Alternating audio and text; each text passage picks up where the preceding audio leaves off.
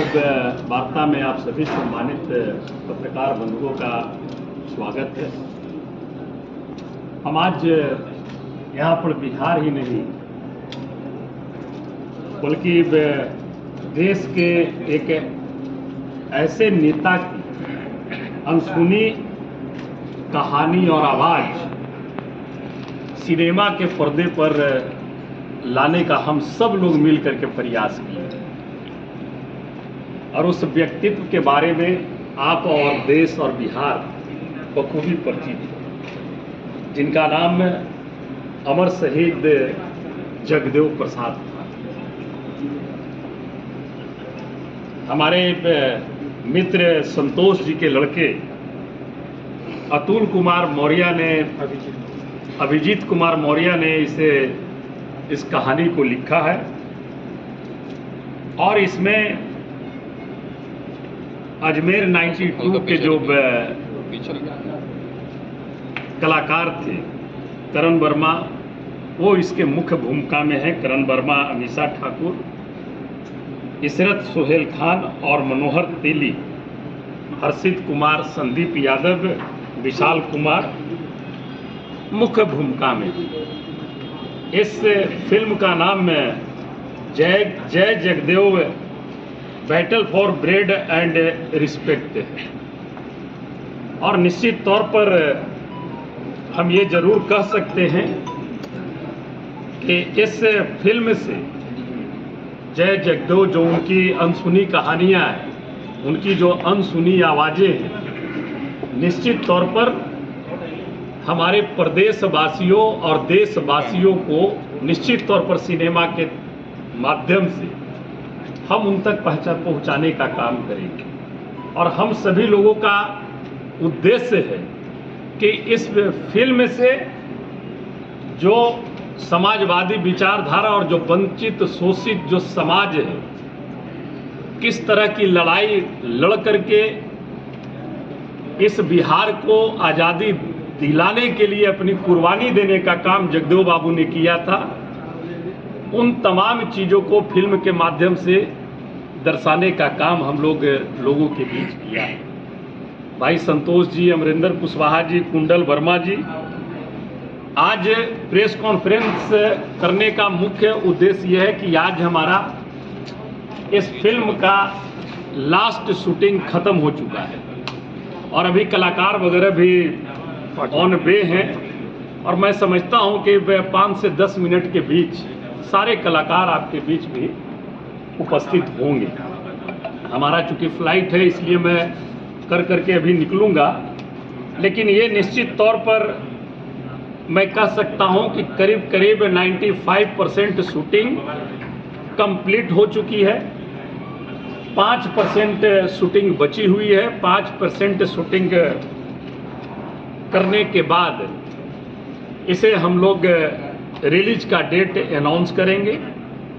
आज बड़ा ही अच्छे तरीके से तकरीबन 70 से 65 दिन लगातार इसकी शूटिंग चली और सारे लोग इसमें सहयोग भी सारे लोगों का मिला। सासाराम में, भभुआ में जो पहाड़ी है उस पर शूटिंग का कार्यक्रम रखा गया और अनेक जगहों पर भी रखी गई।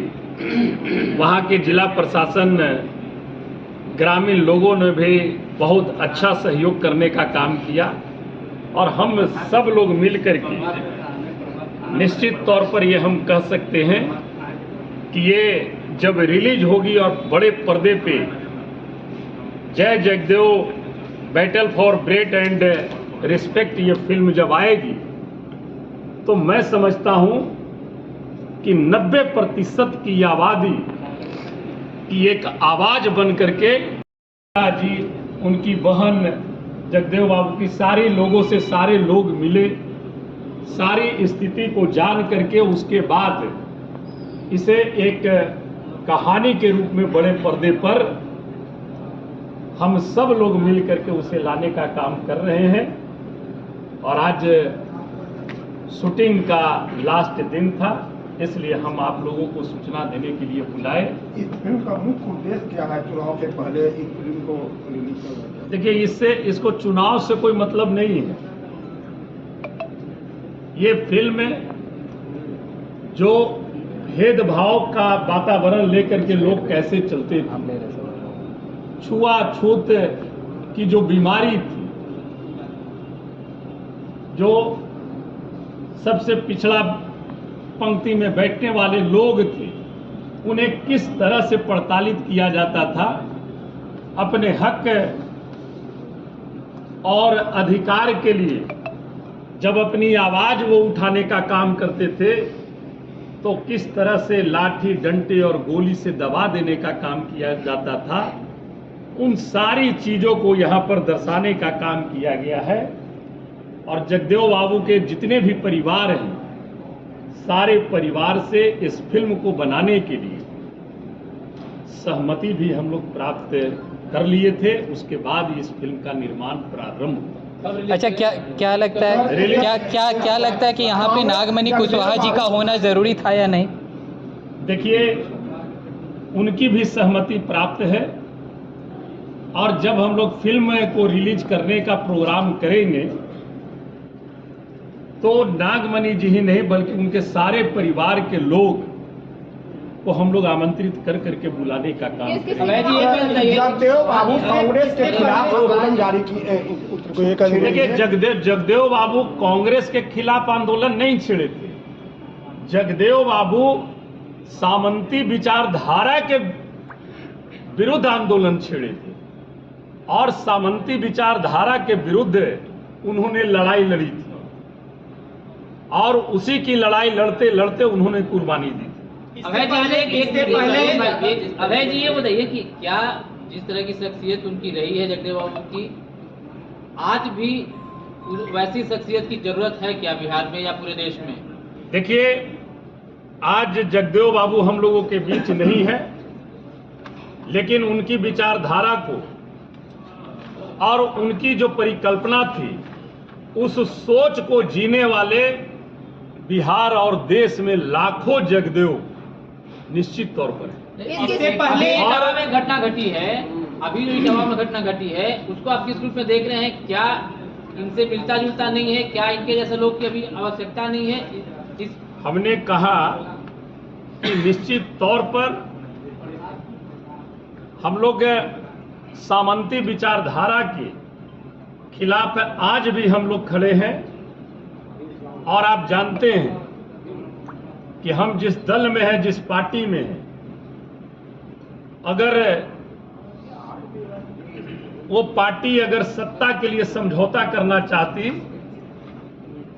तो कब का समझौता कर करके गद्दी पर आसीन रहती। इससे पहले एक फिल्म आई थी फूले, उसका राजनीतिकरण, क्या लगता है जब ये फिल्म रिलीज होगी कहीं वो भी राजनीति से? देखिए, राजनीतिकरण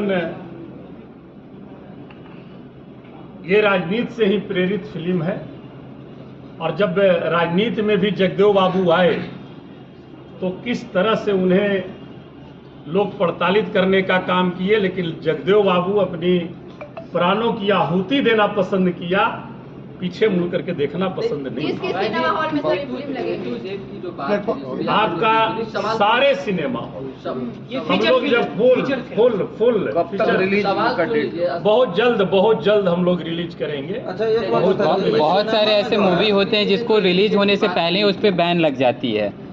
क्या लग रहा है कि ये मूवी भी कंट्रीब्यूट? सारे चीजों को सेंसर बोर्ड वगैरह पास करेगी।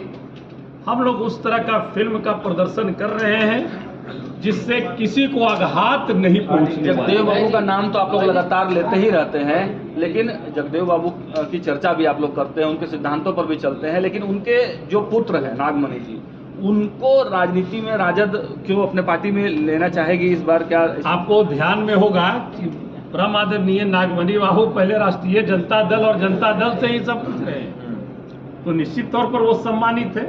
अभी वो अपना दल बनाए हुए हैं, जब गठबंधन की बात आएगी और वो अगर वार्ता करेंगे तो हम लोग उस पर विचार करेंगे। पिछले दिनों बयान उनका सपोर्ट में आया था, महागठबंधन के सपोर्ट में आया था और उन्हें लालू प्रसाद के प्रति भक्ति भी दिखाई थी। क्या लगता है आगे आरजेडी में फिर से शामिल? देखिए, राजनीति में कुछ भी हो सकता है, ये संभावनाएं और सब कुछ आप लोगों ने देखा है, तो इस पर कोई टीका टिप्पणी करना हमें नहीं लगता है। ठीक है सर। अच्छा, एक बात होता है, लास्ट क्वेश्चन, कि इसमें किसका कितना मतलब पैसा लगा है और कितना लगा है?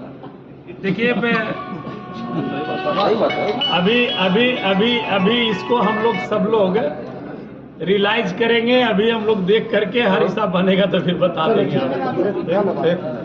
आपने जो क्वेश्चन किया जी। कि कांग्रेस के विरोधी थे, आपको पता होगा कि आज लोकसभा में प्रतिपक्ष के नेता राहुल गांधी जी हैं, उनको भी जगदेव बाबू का जो नारा था 100 में 90 सूचित है, इस सदन में उनको भी यह नारा दोहराना पड़ा।